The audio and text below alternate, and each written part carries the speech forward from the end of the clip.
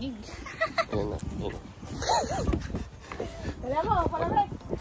Magandang araw mga kapins. Pipick up tayo ngayon sa marketplace para makatipid.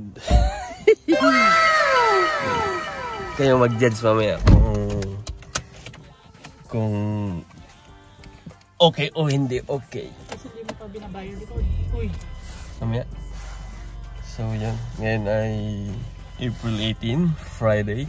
Good Friday pa. Kasi may pasok ako mamaya. 2025. Intro muna tayo mga kapits.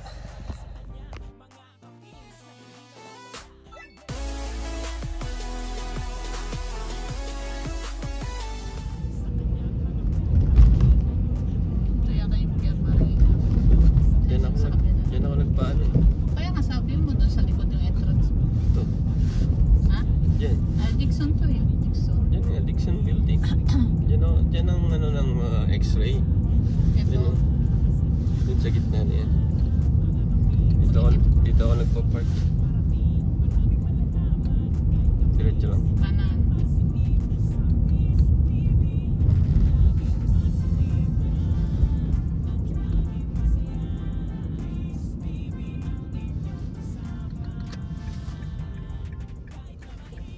Ano na ba ito? Kaya ko naman kaman. Ano na ba ito? Hindi. Nakaalis. South Park to. Kung nakikita mo yung ganong sign, yun o.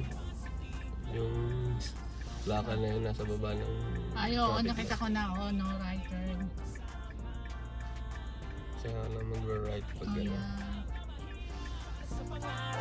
Sa pangarap, buhay Canada ay ipapakita niya sa Peace TV, sa travel at road trip. Kayo ay isasama niya.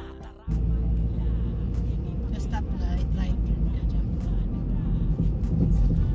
South Park.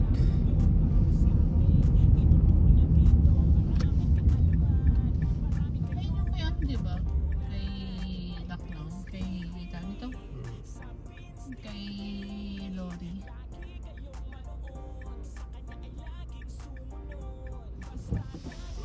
Diyan ka na. Kasi yung ano na yan, Wellington, sa kabila niya, sa Cancer Society.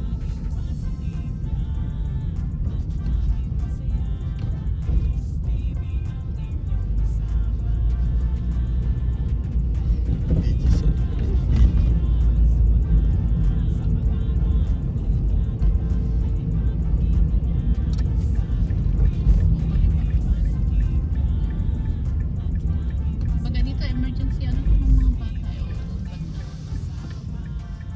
1094. Dito ko nilinisan yung ano ni Ate Elsa. Anong number? 1094. Doon pa sa taas. Dito yung ano, 4. Ay, 16. 56. Sige pa.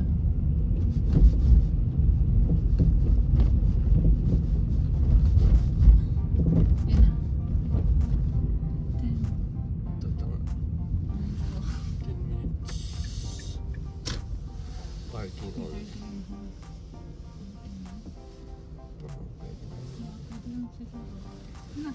Check. So yun mga kapits, dito na tayo sa downtown. Pakita ko sa inyo yung surroundings. Yun. Dito tayo sa kabilang side na to. Malaking building. Mataas. Check natin mamaya. So mamaya, at the end of this video, i-reveal natin yung price mga kapits. Naku, wag na. Siyempre, marketplace eh. Para lang ng mga kapits natin. Diba, binili mo ng 200, benta mo ng 201. Charot. Mangyari pa. Yung mga kapits sa inyo, dismantled lang. Pero pakita ko mamaya pagbalik natin sa bahay. Meron mga kapins. Yun. Dito na tayo mga kapins. Tingnan natin mga kapins. Wait lang mga kapins. Ayun. Pakita muna ano ba yan? Ano ba yan? Certain drawer. Yan o. Gandang klase naman yung ano. Yan. Ayan, pakita ko yung kabuuan. Yan, nagkasya naman. May ulit mga kapins. So yan mga kapins, dumating na tayo mga kapins sa bahay. So yan yung ating ano, nabiling ano, drawer. Yan o, pakita ko, ikot. And rear cam tayo. Sukat niya, ilalagay ko dito. Yung actual na ano, yung kanyang sukat. So yan yung buo. Lumayo tayo konti. Yun, gagamitin ni kuya ito eh. Oh, ito yung ano. Dinilaan niya siguro. So 5 drawers siya. Yan, saan natin ano? Yan.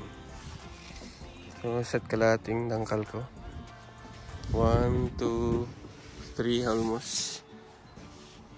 3 dangkal. Yan.